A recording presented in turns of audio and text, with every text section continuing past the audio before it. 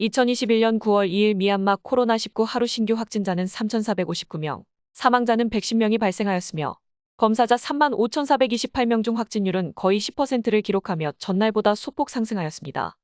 지난 9월 1일 미얀마 코로나19 지역별 확진자를 보면 총 3,358명 중 마그 지역이 700명을 기록하며 가장 많이 발생하였고 샨주 587명, 바고 지역 560명을 기록하였습니다.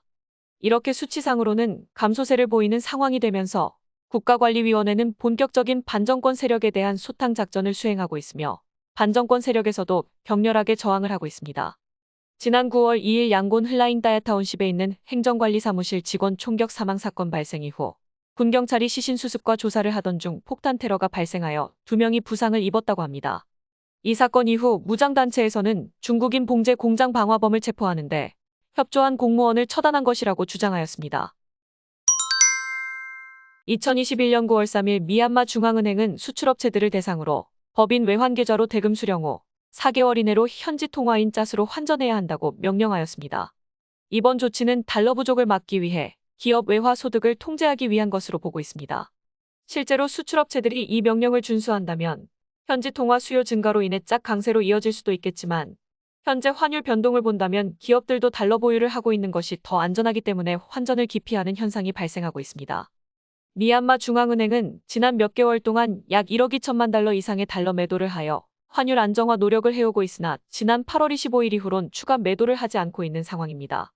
이에 따라 1660자대를 힘겹게 유지해오던 환율은 현재 1800자대를 기록하기도 하였습니다.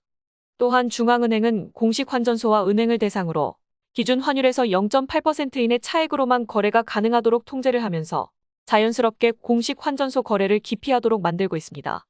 이런 조치들로 인해 미얀마 암달러 시장만 활성화시키는 결과를 초래할 것으로 우려가 되고 있습니다. 2021년 9월 3일 캄보자은행 샨주 북부 짜옥메타운십 지점에서 강도 사건이 발생하였습니다. 이번 사건에서는 무장강도 3명이 약 1억자 시상의 현금을 훔쳐 달아났으며 사건 발생 후 약 30분이 지나 경찰이 출동하였다고 합니다. 경찰은 인근에 있는 바오시장이 폐쇄 중이라 인적이 드물어 용의자를 찾아내는 건 시간 문제라고 하며 일대 검문 검색을 강화하였습니다. 최근 미얀마 전역에서 3건의 은행 강도 사건이 연속적으로 발생하였습니다. 지난 7월 15일 글로벌 트레저 은행 양곤 오칼라파남부 지점 은행 강도 사건을 시작으로 8월 25일에는 미얀마 이코노믹은행 친주 테딤타운십 지점에서도 발생하였습니다. 이어 8월 30일에는 글로벌 트레저 은행 마양곤 타운십 지점에서 은행 강도가 발생하며 금융권 보안에 대한 불안은 계속 우려가 되고 있습니다. 미얀마 국영언론사는 테러리스트에 의해 미얀마 일부 지역에서 이동통신탑들이 테러 공격을 받았다고 보도하였습니다. 먼저 2021년 9월 4일 사가잉 지역 인마빈 타운십에 있는 마이텔 통신탑 방화 사건이 발생하였습니다. 이어 9월 5일에는 만달레이 지역에서 우레두 통신탑 폭탄 테러가 발생하면서 통신탑 송수신 장비와 케이블이 파손되고 오토바이를 탄 괴한 3명이 다른 우레두 통신탑에 방화를 하였다고 합니다. 이런 상황 속에서 최근 텔레노 미얀마를 인수한 M1그룹은 앞으로 3년간 3억 3천만 달러를 투자할 계획이라고 밝혔습니다. CEO인 아즈미 메커디는 어려운 환경 속에서도 정치적 상황에 관계없이 세계적인 수준의 서비스를 지원하기 위해 최선을 다할 것이라고 강조하였다고 합니다. 하지만 텔레노 미얀마는 미얀마 이동통신사 중 가장 투명하게 운영을 하며 미얀마 고객들의 신뢰를 얻고 있었기 때문에 이번 인수로 개인정보 유출에 대한 우려를 하고 있습니다. 2021년 9월 3일부터 5일까지 주말 동안 미얀마 코로나19 신규 확진자는 9,317명, 사망자는 291명을 기록하였습니다. 갑자기 늘어난 검사자 수는 지난 9월 5일에는 약 2만 7천 명 정도로 줄어들었으나 몇 주 전과 비교한다면 여전히 많은 검사가 이루어지고 있습니다. 이로 인해 확진율은 10% 밑으로 떨어지기도 하였습니다. 9월 3일 지역별 확진자 현황을 보면 3,459명 중 샨주에서 976명이 발생하며 가장 많은 확진자를 기록하였고 바고 지역 516명, 마그 지역 315명 순으로 기록되었습니다. 9월 4일 지역별 확진자 현황을 보면 3,410명 중 샨주에서 807명이 발생하며 가장 많은 확진자를 기록하였고 바고 지역 574명, 마그 지역 431명 순으로 기록되었습니다. 9월 5일 지역별 확진자 현황을 보면 3,078명 중 샨주 559명이 발생하며 가장 많은 확진자를 기록하였고 바고 지역 491명, 마그 지역 324명 순으로 기록되었습니다. 미얀마 국영언론에 따르면 중국 정부가 추가 기증한 코로나19 백신 100만 회분으로 꺼친주와 샨주 국경 지역 주민 예방접종을 실시할 예정이라고 보도하였습니다. 2021년 9월 4일 현재 미얀마 코로나19 예방접종은 267만 명이 2차 예방접종을 마쳤으며 1차 예방접종을 마친 국민은 219만 명이라고 합니다. 국가관리위원회는 2021년 연말까지 인구의 절반인 3,600만 명이 예방접종을 마치는 것을 목표로 하고 있으나 현실적으로 힘들어 보이며 이에 미나옹을라인 위원장은 전통요법을 활용한 치료제 개발을 해라는 명령을 내리기도 하였습니다. 미얀마 국가관리위원회 소인 부위원장은 러시아에서 개최한 2021년 국제육군대회 폐막식에 참가하였습니다.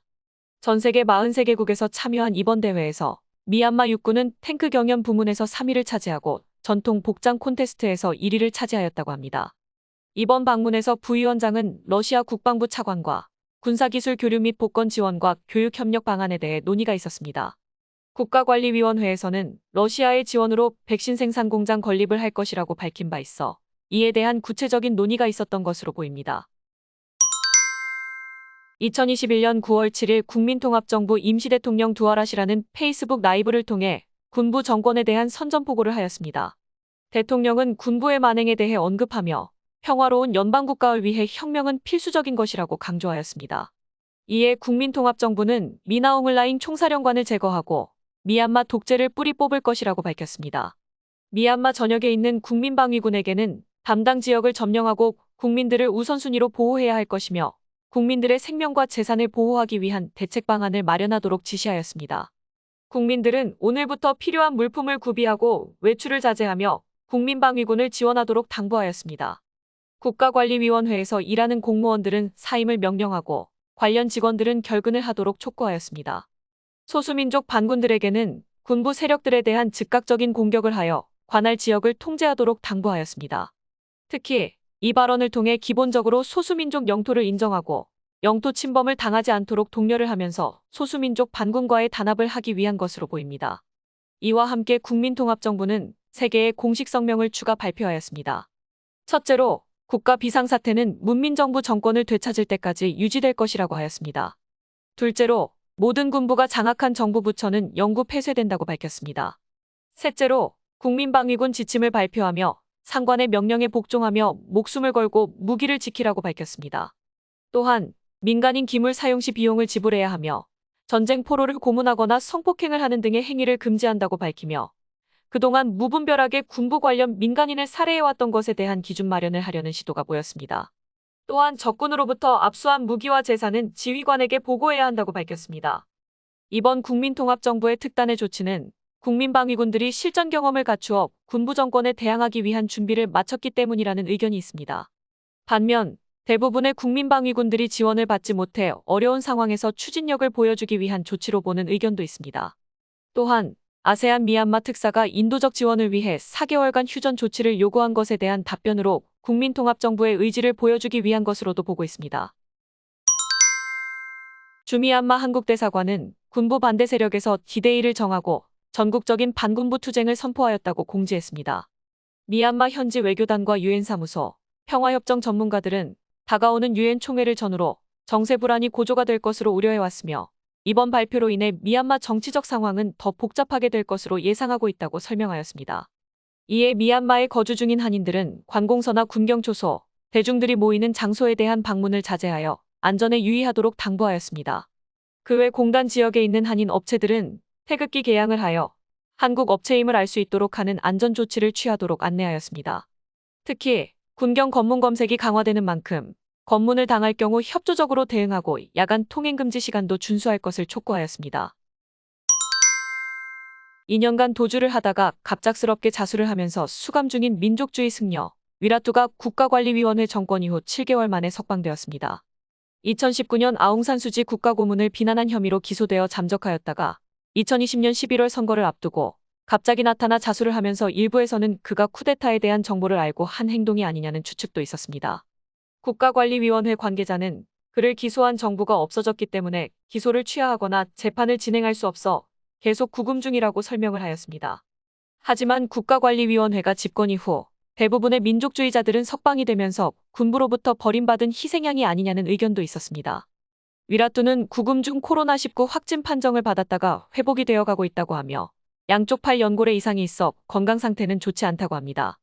이런 상황에서 앞으로 위라투의 행보가 관심을 모으고 있습니다.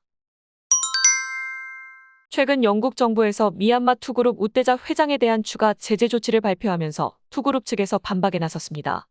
투그룹은 미얀마 군부의 재정적 지원과 무기를 제공했다는 근거를 공개하라고 반박을 하였으며 영국 정부에서 발표한 자료에 대한 조사할 만한 세부 자료조차 없는 상태라 변호사와 협의하며 법적 대응을 준비하는 것으로 알려져 있습니다.